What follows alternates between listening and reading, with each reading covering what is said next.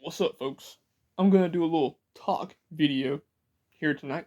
I'm gonna talk about guitar and what my top 10 most influential albums were that influenced my playing the most. And with number 10, I discovered this when I was first learning, and my dad teaching me play some Leonard Skinner, learn all this stuff from the classic rock guys. And my number 10 album was Leonard Skinner's Second Helping.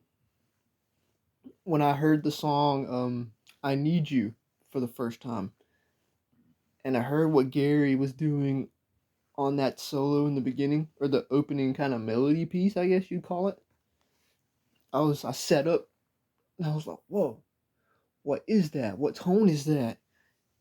And I got to watching Freebird the movie and all these different Leonard Skinner DVDs that my dad had owned.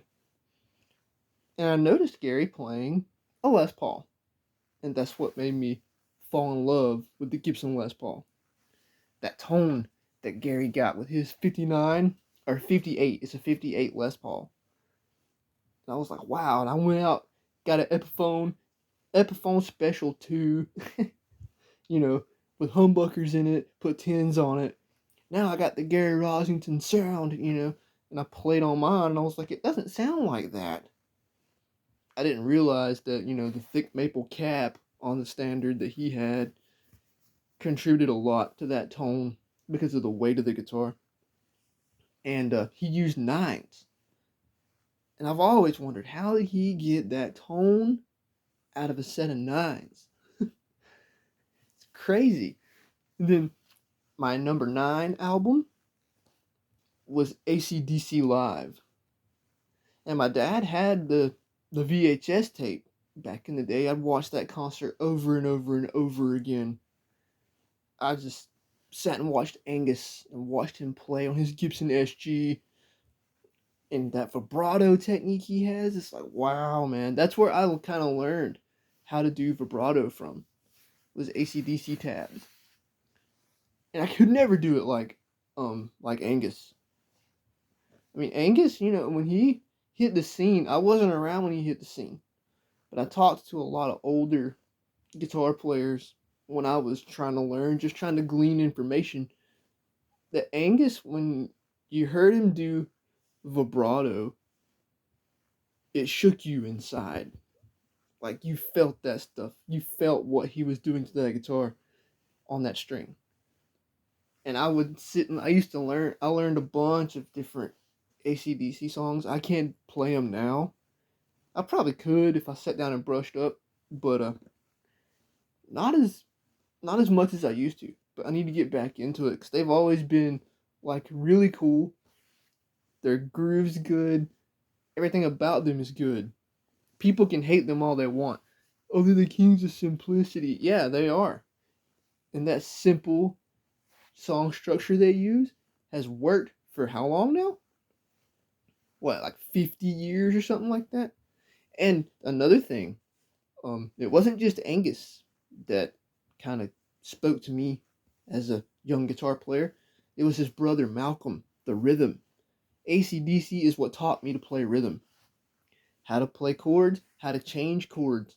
When I was learning how to change my chords on guitar, I would play along to AC/DC songs, try to change in time with them, and it got me into where I could change my chords because it was simple, C, G, A, D, A minor, E minor, stuff like that.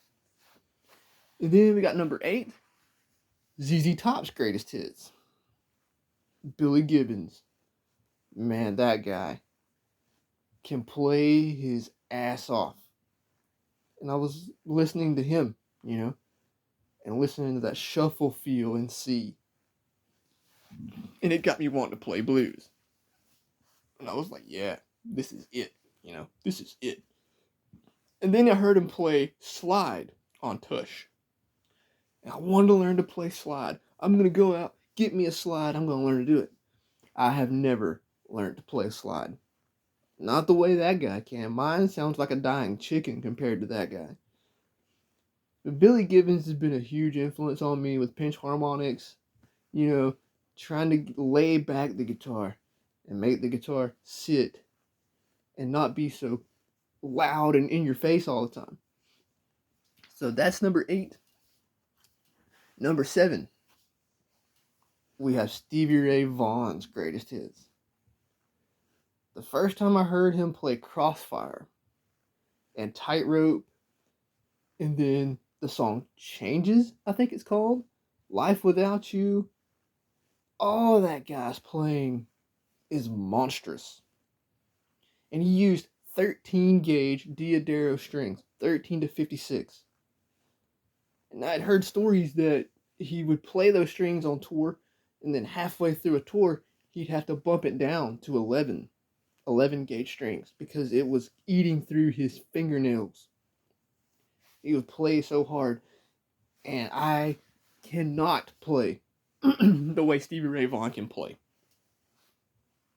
I've tried to learn his style multiple times, and I don't know what it is. There's something special about him.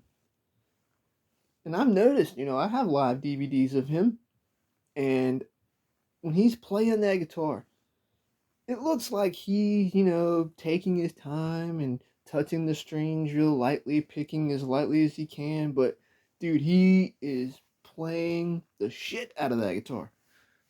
I mean, everything he does is force, feeling, get the emotion behind it, get people going, play it loud so they can hear you. And what was it about him that was so influential?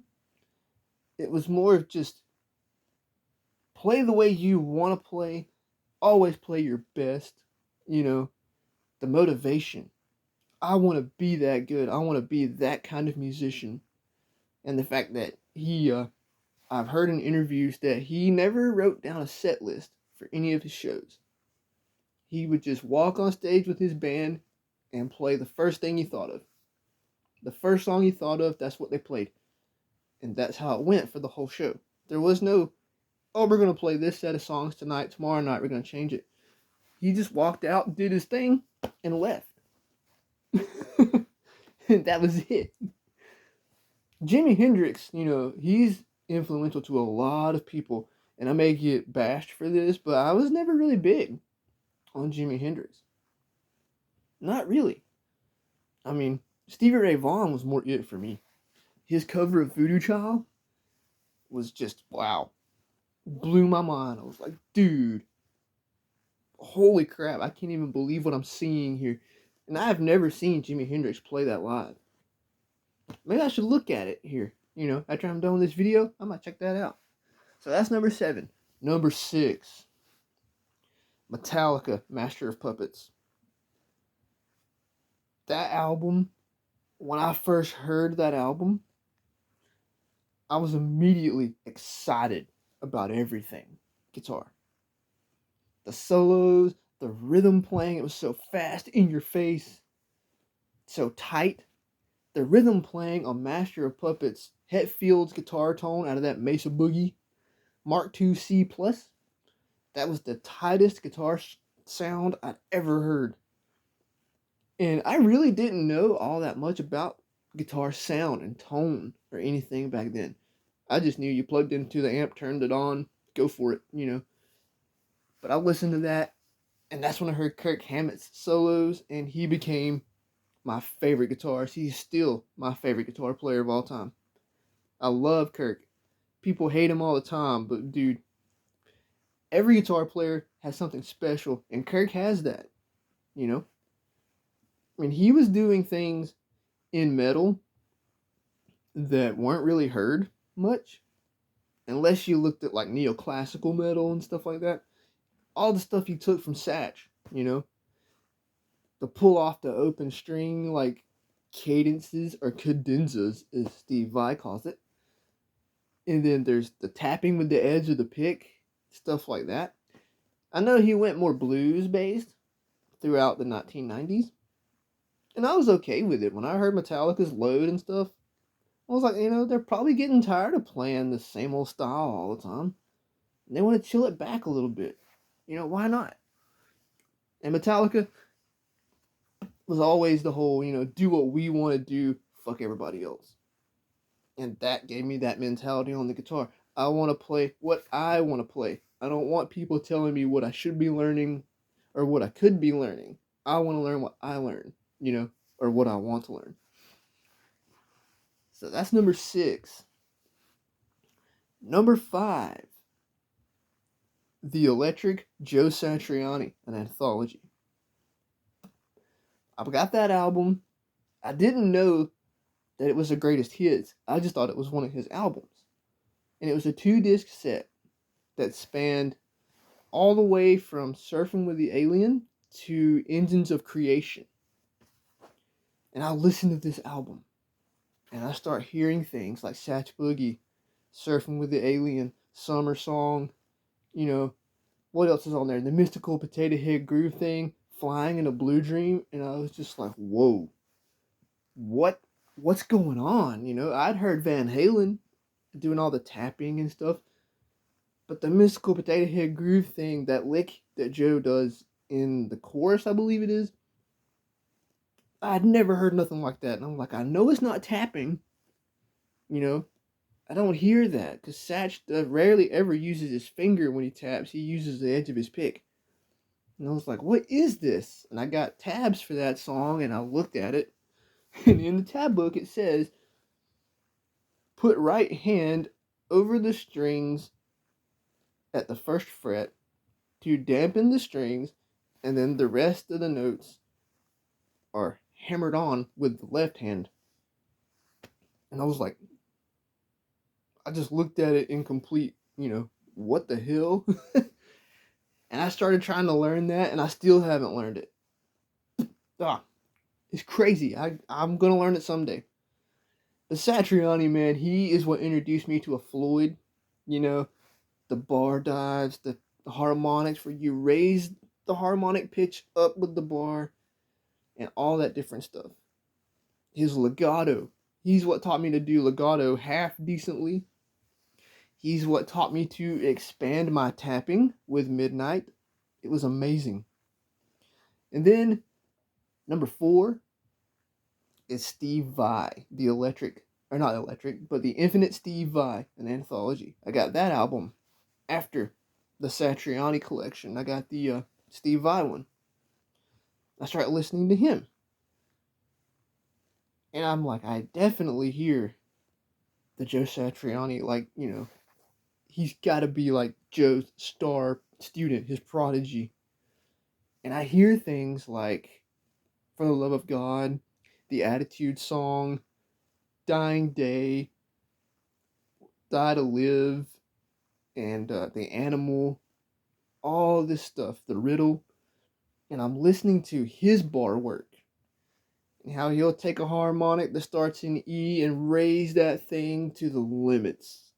And I'm like, how? I made all sorts of adjustments to my Floyd Rose, on my guitar, trying to get it to go as high as Steve's. And never could get it to happen. And then I get into looking at the Ibanez Gem, his signature model. And it's designed for him to do that with his bar, because there's no wood at the back in the cavity to limit how the bridge moves. It can go way, way up there. So from him, I learned a little bit more tapping, kind of, sort of.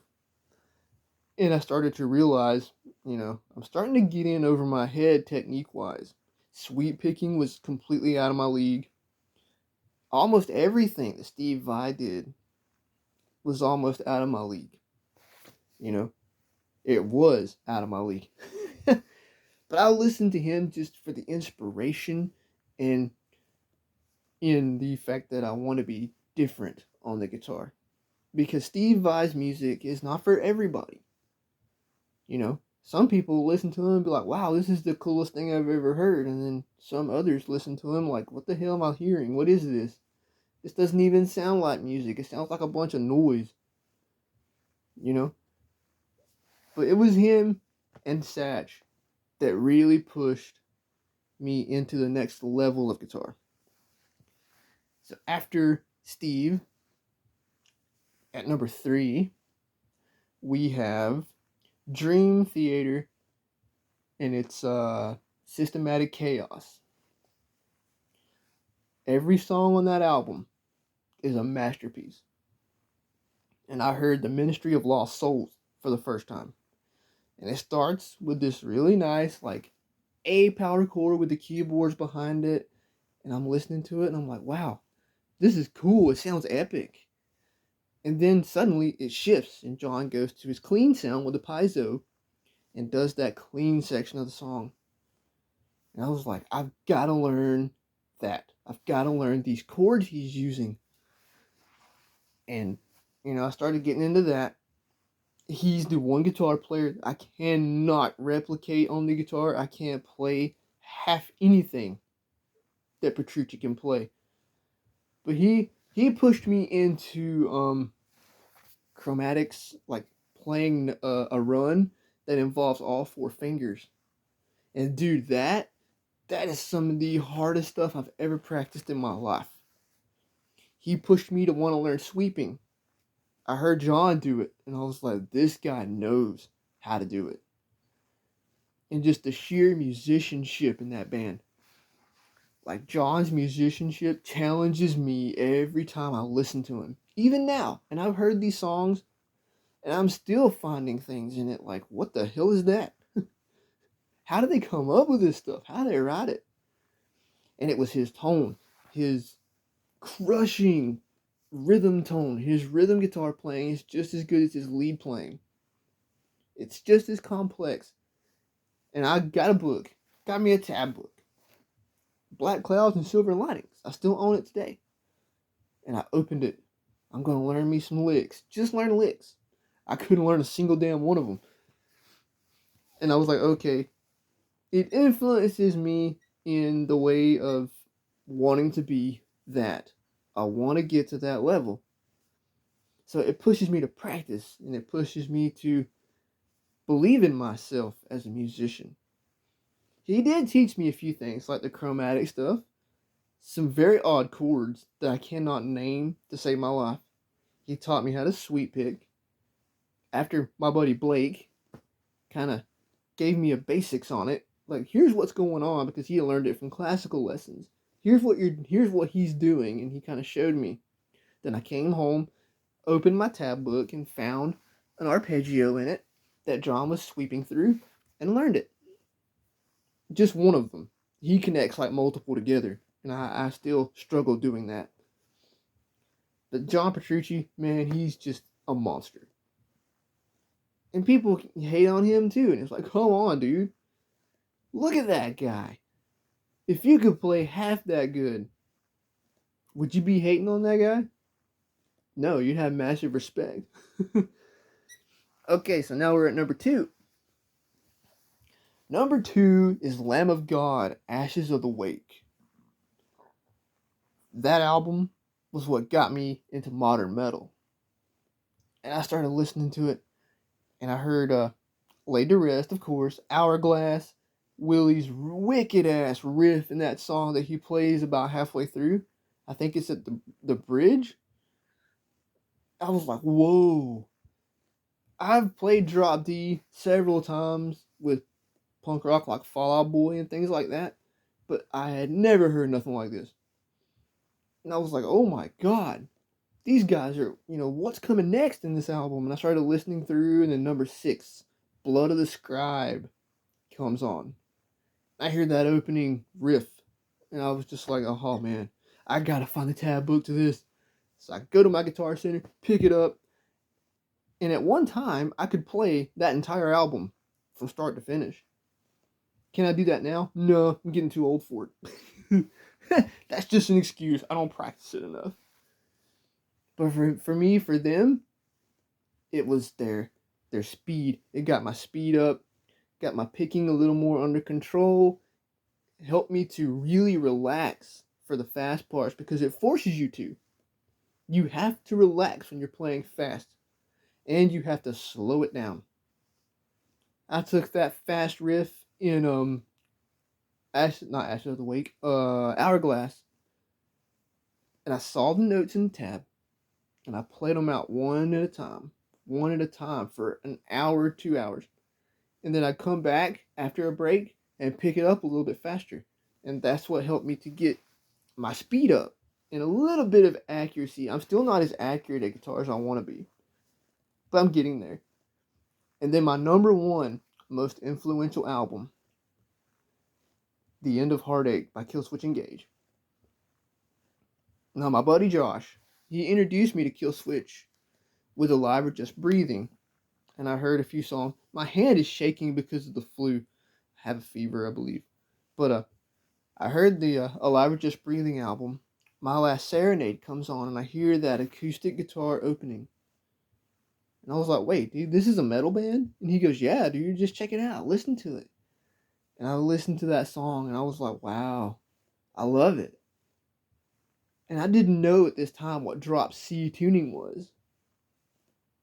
And then I discovered they got a new singer, and they have a new album coming out the following year. I get this album for Christmas, The End of Heartache, and I listened to it. Howard's voice on that album was just awesome, powerful as hell.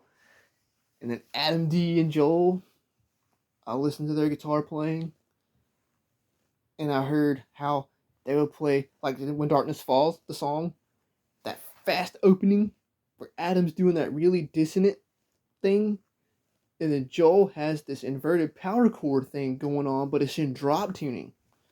And anyone that plays in drop tuning knows that you play your power chords with just one finger. Joel was doing it with these two fingers. Your pointing, your index, and your ring finger. And he was inverting it like this. And I was like, that was all new to me. I had never known anything about this. And then I heard End of Heartache, the song, and the chords, the opening chord in that Adam's playing. I don't know what it's called to this day, but I was like, I gotta learn it. And I have never learned that album cover to cover because they don't make it in a tab book. But I do have their anthology, and I have their Disarmed the Descent tab book that I've been working through. And that's what introduced me to Drop C. And I kind of delved into that. Learned a bunch of that stuff on the album, playing along, finding it by ear. Then I get the tabs for these songs on this album, and I'm playing them all completely wrong. But it just kind of, I was in a little bit of a rut on the guitar at this time. And they inspired me to get out of that rut and try something different. So I went out and got a whole new guitar, threw it down in that tuning, and just went for it. And it rejuvenated me to play again. And I was super happy. And they're still my favorite metalcore band. Now I'm going to do one bonus. This is an honorable mention that really influenced my guitar playing. Shadows Fall, The War Within. When I heard that for the first time, it was metalcore with solos, is what I was told. And I was like, sounds cool. So I went out and bought a copy of it. And I hear The Light That Blinds with this opening acoustic part. And I was like, they have this in here? Kind of like Killswitch Engage, you know? And I started listening to them play, and then the first chord that rings out is a C chord, big C chord. And then John's playing that sequence of notes underneath Matt's C chord. And I'm just like stunned. I'm like, whoa. I mean, I knew they had solos in here, but I didn't think they had this kind of thing going on. And I listened to that, and it taught me how to do pinch harmonics. That's another thing I got from Killswitch. They're really exaggerated pinch harmonics. And it kind of taught me how to construct heavy metal riffs in Drop C. That's what these two bands taught me the most. How Drop C works. And then I hear Metallica, you come out with Saint Anger, they're playing in Drop C, and I was like, I bet the old dude here, you know, the originators of thrash, they can do some kick-ass Drop C stuff, and it was very underwhelming compared to Killswitch and Shadows Fall. But those are it, man. I mean, that sums up my guitar style in 10 albums. 11 albums. So anybody that watches this video, if you play guitar and you haven't heard these albums, go out, or don't really go out and buy them anymore, but go on Spotify or whatever music streaming service you use and check them out. There's great stuff, man. They're just great stuff. And let me know, guys, in the comments here, what albums were influential to you. You know, because I always like to check out new music, and I'll find bands, I'm sure, that I don't know or have heard of but have yet to listen to, and go through and check some of that stuff out. So I hope you guys enjoyed. Take care of yourselves out here, and be good to each other always.